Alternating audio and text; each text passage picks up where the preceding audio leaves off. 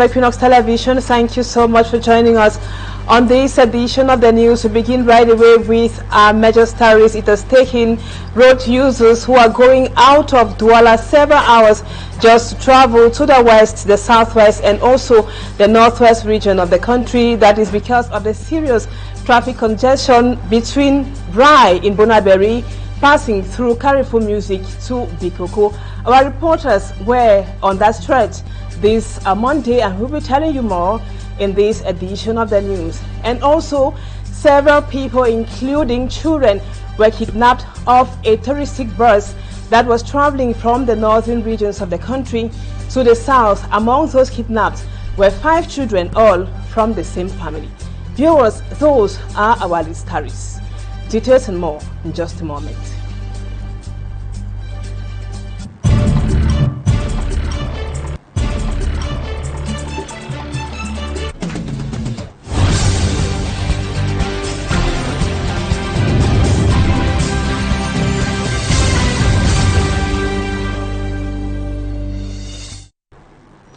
Thank you so much for being with us, viewers. We just told you a while ago that over the weekend and even today, it took travelers several hours to go through Bikoko from Carrefour Rai on the west entrance into the city of Douala, and that has caused transport fare to rise. Our reporter, Cedric Chakutio, was at Carrefour Music today. He now tells us what he saw and heard.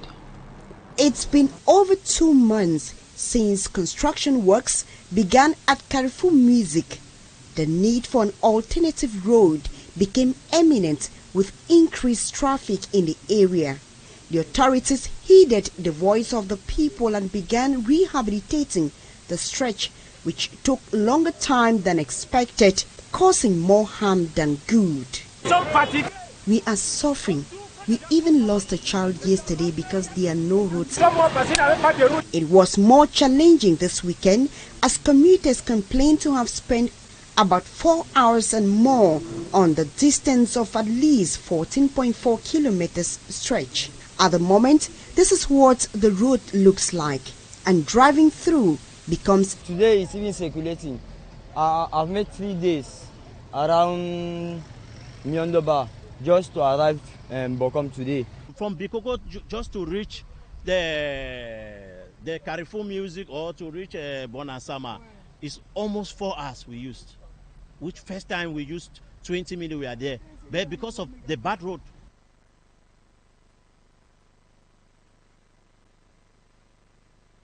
Extremely difficult. Thus, causing frequent car damage. Look at my car the other way, they have removed the back bumper, and when I struggle to fix it, can Yabasi. We are in the Douala 4 subdivision, precisely at Carrefour Music, where the main road leading to town and other neighborhoods is in a deplorable situation. Vehicle owners express anger and frustration over the slow pace of work, which they say have been ongoing for the past 3 months. Most of them complain of frequent visits to the car repairers, which is economically draining them down. Reporting from Bonaberi, we are Mala Glory, Cedric Nzing, and Teofi Chinku for Equinoxe Television. Thank you, Glory. And now Cedric Chakuto tells us that the road users traveling in and out of Douala have expressed serious concerns on the increase in transportation fare as well. Traveling to the southwest or west region has become a nightmare to many of them. They now have to pay from 5 to 8,000 francs CFA compared to recent weeks. Drivers say this tariff is due to the dilapidated state of the road. Cedric Chakutio tells us more.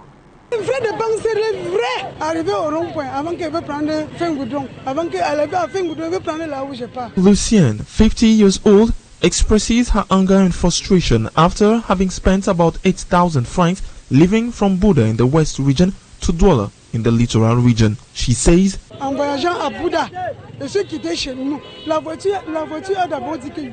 this was a distance where she usually spent 5 to 6,000 francs, but due to the dilapidated stretch of road, she has to stop at Bekoko, then take an additional 2,000 to Rond-Point Daido. Unlike her, Road users moving in and out of Douala face the same challenge. This increase in transportation fare, according to some road users, is due to the dilapidated state of the Bekoko-Carrefour Music stretch of road. Actually, there is an increase in price because of the nature of the road. Number one, first of all, because today is Monday, there is an increase in price. Again, the natures of the road, which the many potholes, and also it creates a lot of embouteillage. For instance, we are just leaving Southwest. I was supposed to have dropped in Garoutier, but because of the nature of the embouteillage, you can see, since the roads are bad, we are forced to drop here in Bekoko after paying a huge amount of money, which is not like that before. And now I have to pay extra fare again to go up to Garoutier before getting to town. The driver refused to continue with us. He left us as Bekoko and we have to trade to where we will get bike to continue. It's expensive, we don't have choice now. We have only for pay. First time we pay Limbe 1.5. Today is 3,000. Drivers stop at Bekoko because they say reaching Bonaberi, Garoutier or Rond-Point-Daido is a difficult task due to the traffic caused by the bad conditions of this road. It's not easy to reach at Bonaberi. With the passenger, you cannot go. The vehicle is not moving. You are just one place. You have to go back to Southwest. You go empty. That's why we drop them here. They can take a bike to never to go and do their business. That's the problem we are facing. There's no route. The road is too bad. The dilapidated stretch, riddled with potholes and flooded with rainwater, has made transportation difficult and costly for the road users.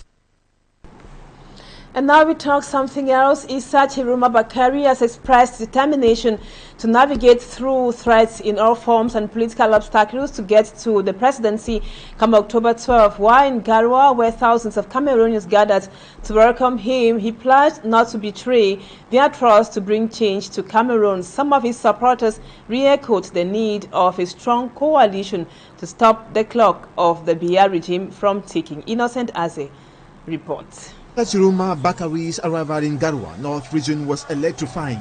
A mammoth crowd gathered at the airport to welcome the presidents of the Cameroon National Salvation Front Party and the candidates for the October 12 presidential election.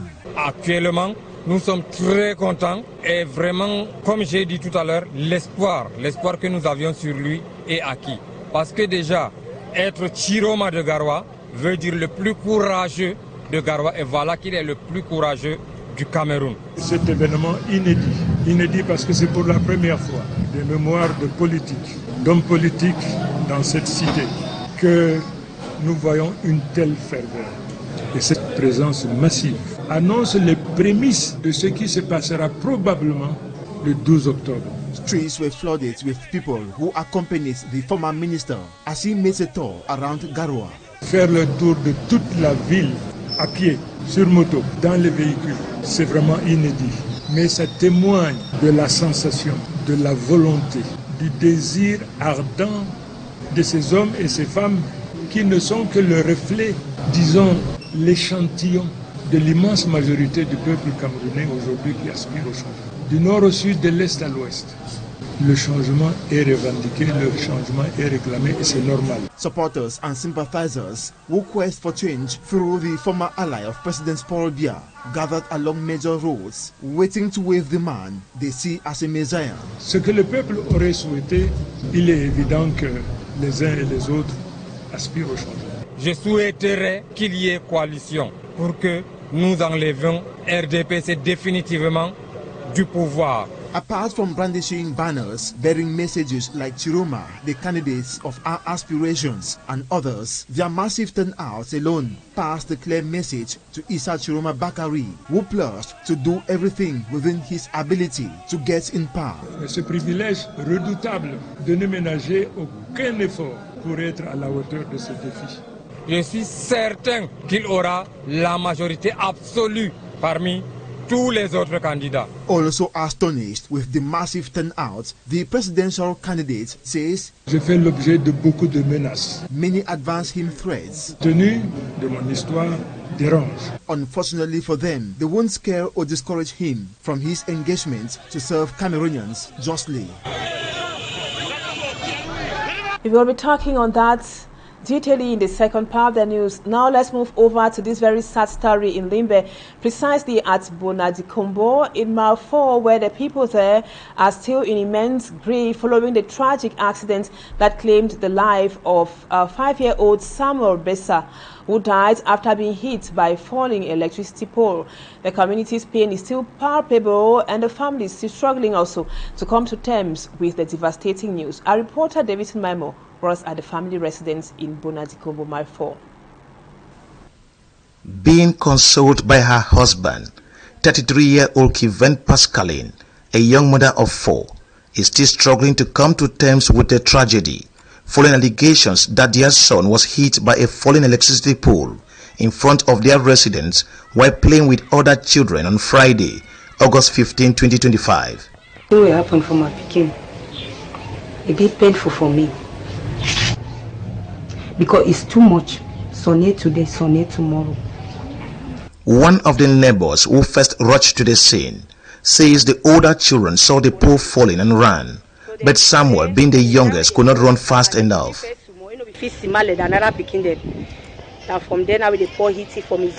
Samuel's father, Wika Elvis Besa, says the tragic death of their son highlights what the people of Bonadikombo Mile 4 in Limbe are going through. There was light in this part at 11 to Mile 4. Maybe my child was in the, he should have been in the house, but we have been here for more than 3 months, no light. So had this kind of thing happen again. As the family, neighbors, and the people of Bonadikombo Mile 4 grapple with the loss of Samuel, they send a strong message to those in power despite their pain. In New York, why can't you people just change these poles everywhere that they are rotten? Because what is showing here is an evidence, the pole is rotten. It's me today, tomorrow can be you. I'm just begging Cameroon government to do something about these rotten poles everywhere. The Electricity Distribution Agency sources confirmed that some of its administrative and technical staff, along with law enforcement officers, have visited the scene and the bereaved family.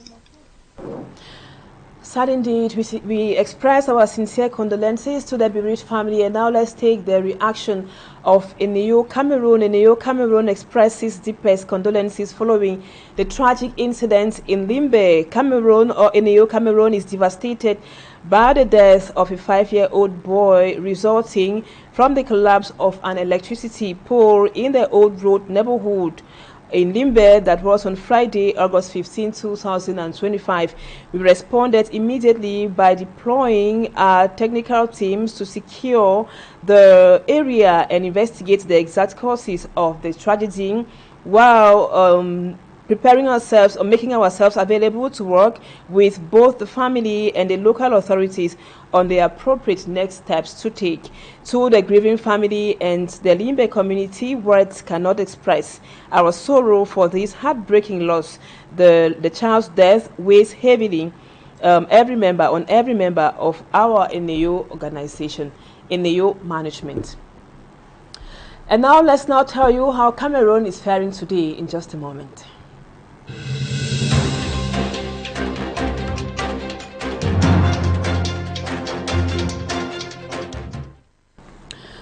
Welcome back. We take you to Malima.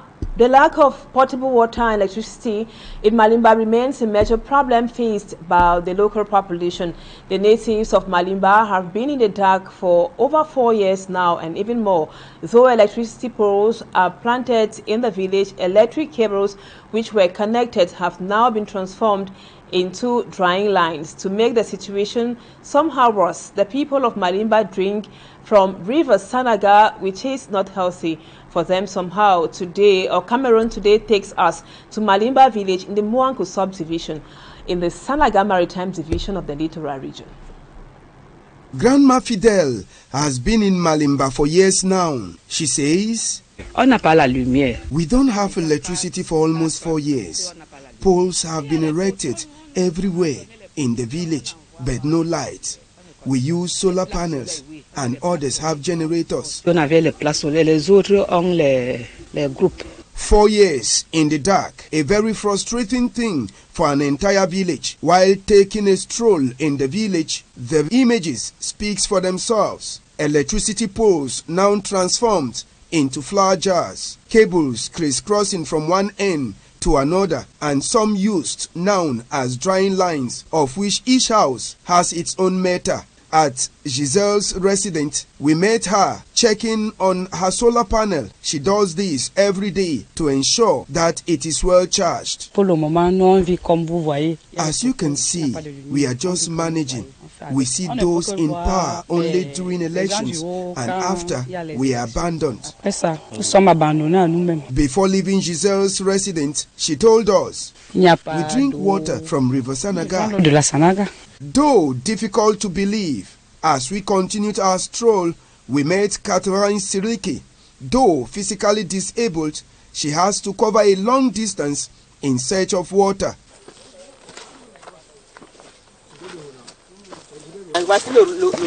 See, this is the tap. It is not flowing.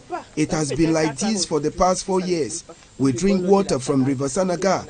That gives us diarrhea. The local authorities say they are going to do something, but nothing. After successfully arriving the village, Catherine Siliki was furious. Look at the state at which I go to fetch water. The distance too, as you noticed, is long. It's very frustrating. A physically disabled woman like me going to fetch water. It is very disappointing. No water, no electricity in Malima. The deputy mayor of Mwanko was almost lost, as he told us. We had a solar panel here, and we are trying to fix things. For now, we will prioritize those in enclaved areas. Malima, just like other areas, have been forgotten by the government.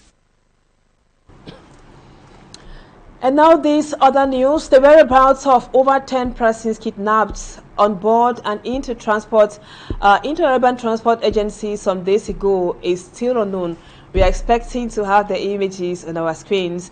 The victims, who include 5 school children from the same family, were kidnapped by some gunmen in the breast as they were traveling from the northern regions to the south. The kidnappers are asking for huge sums of money as ransoms, and the families are now inconsolable.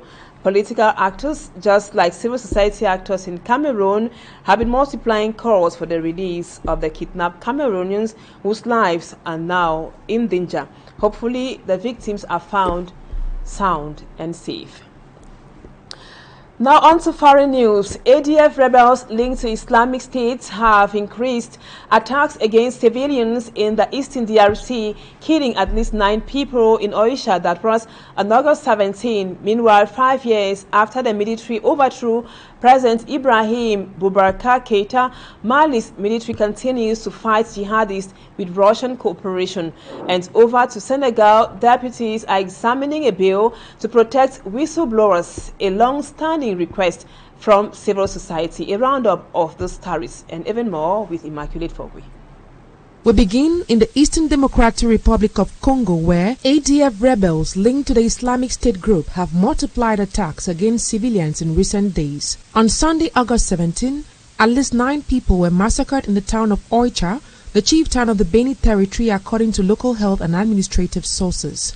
Civilians caught in their homes were shot, and other bodies were found burnt in their homes during the attack. At least 20 houses were burnt by the attackers. The bodies of the victims were taken to Oicha Hospital, a locality found about 15 kilometers from North Beni in North Kivu. On to something else. Exactly 5 years ago that the Malian military overthrew President Ibrahim Boubacar Keita. Since then, the coup leaders have remained in power and haven't kept their initial promise of not staying in office for long. During their reign, the military has intensified the fight against jihadists in northern Mali with increased cooperation with Russia and the arrival of Wagner Group mercenaries. They notably retook the city of Kidal from Malian rebels. Russia has become a strategic partner of Mali, replacing France as the main partner in the fight against jihadists. Many Malian localities are still controlled by jihadists, and more than 100 civilians are hostages in central Mali. Abuses against civilians have been denounced by human rights defense associations. We now move to Senegal, where deputies are examining 4 bills, including one concerning the creation of the National Office for the Fight Against Corruption and another highly anticipated one on the status and protection of whistleblowers. This has been a long-standing request from civil society actors in the country. The bill aims to protect individuals who in the course of their employment report a danger on illicit practice for the general interest. Jimmy Kande, Director of West Africa and Francophone Africa for the Platform to Protect Whistleblowers in Africa, welcomes the project but regrets its scope of application. The bill provides for internal reporting channels within administrations and in public and private companies. In case of inaction, the whistleblower could then make the information public. Thanks, Immaculate. That report brings us to the end of the first part of the news. Let's move on to talking points.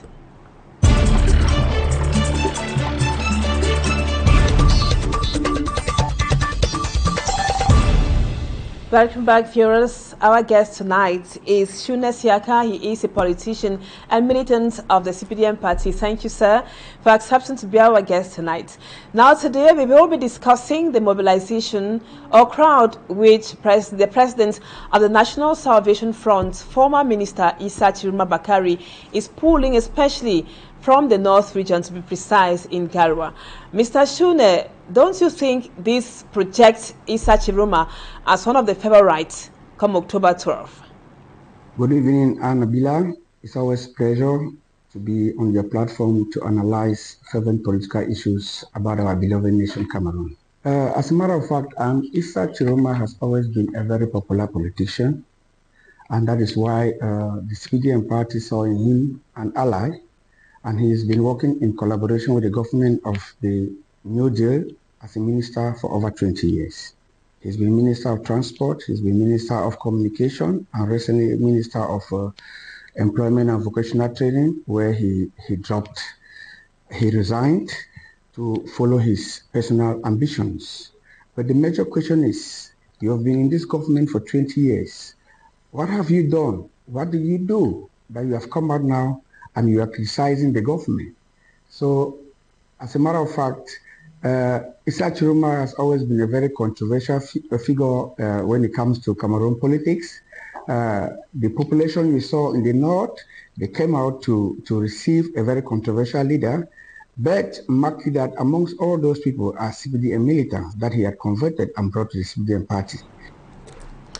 Shune, when we consider his return as a return of Issa Chiroma and the way he was, let's say, triumphantly received in Garwa, welcomed, let's imagine that he pulls a similar crowd in the south and maybe packed with other parties to create a coalition, a strong one at that. That seemingly will be a threat to the CPDM, isn't it? He's pulling the crowd. Yes, he's pulling the crowd in his hometown. The people are coming out to listen to a political leader. We have political pluralism in Cameroon. It goes without any gain saying that those people who came out to listen to Issa Chiroma were not only militants of the FSNC. You had UNDP militants there, you had CPDM militants, you had MRC militants, and so on and so forth. When a politician comes, you go out to listen to him and understand his ideology and see whether what he is selling is the best political idea for this country and for the future of this country. So I want to guarantee you that the population that came out is not the issue. They came out to get a message from a politician, and they will go back and make a choice. But you know so very well, as I earlier said, that Issa Chiroma has served this government for over 20 years. He has been a staunch ally and spokesperson and has told Cameroonians loud and clear that Paul Biya has always been the best choice. We need Issa Chiroma to convince us why Paul Biya is no longer the best choice. Now let's keep aside your hero, who is President Paul Biya, because you're a CPDM militant. But now, why do you think Issa Chiroma is pulling this huge crowd? He should be a very popular figure and has succeeded in convincing Cameroonians, especially the militants of the National Salvation Front.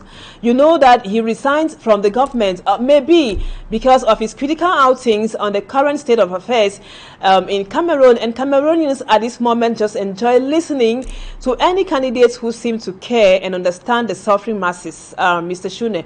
So according to you or the CPDM, if you think Issa Chiroma is not a threat, how come he can be pulling this huge crowd?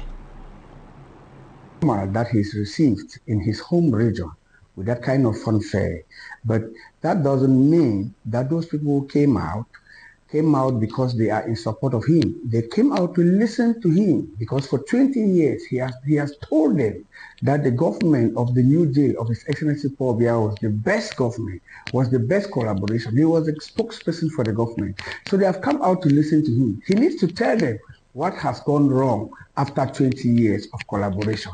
And then these Cameroonians have become politically matured. They will now go and make their decision. And when they make their decision, on the day we have to cast the votes, that when we are going to know who is voting for who. Thank you so much, Mr. Shune.